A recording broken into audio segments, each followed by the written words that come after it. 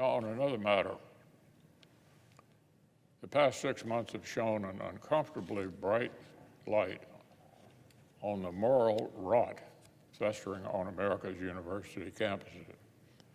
Just yesterday, the president of Columbia hedged when asked whether chants of "from the river to the sea" and "long live the Intifada" are properly considered anti-Semitism.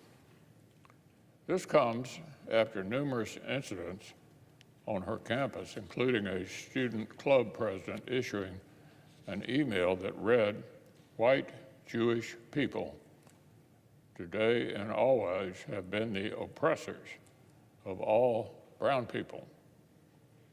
And when I say the Holocaust wasn't special, I meant that. Of course, the light of truth doesn't discriminate, and it's uncovered much more than an alarming taste for the world's oldest form of hate. Last month, a federal judge found that an assistant professor at Harvard Medical School had committed plagiarism in a report submitted on behalf of plaintiffs in a class action lawsuit. And if this weren't enough, Harvard's Office of Equity, Diversity, Inclusion, and Belonging recently announced they will host racially segregated affinity celebrations during their 2024 commencement. These are the institutions that President Biden wants working Americans to underwrite. These are the degrees that President Biden wants taxpayers to subsidize. Last summer, the Supreme Court ruled that the president's initial attempt at student loan socialism was unconstitutional. Nevertheless, Washington Democrats continue to double down. Earlier this week, the Biden administration proposed yet another nearly $150 billion round of student loan transfers. That's on top of more than $150 billion they've already rolled out.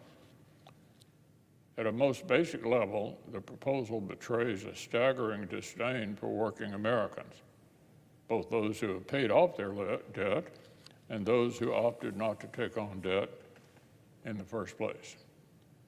It will transfer the loans of the highest earning members of Washington Democrats' base to working taxpayers.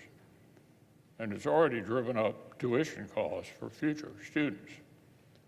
But the Biden administration has made it pretty clear that they don't care about future students. Just look at the way they are handling the current round of FAFSA applications. Last week, the Education Department admitted that its own date and processing errors had compromised up to 30% of federal financial aid applications.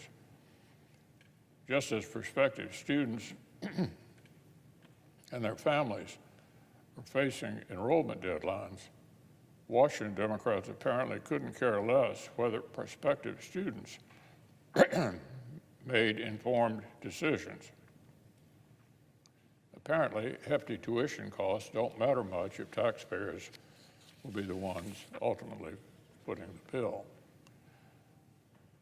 Well, I expect that working Americans across the country will have something to say about this in the fall.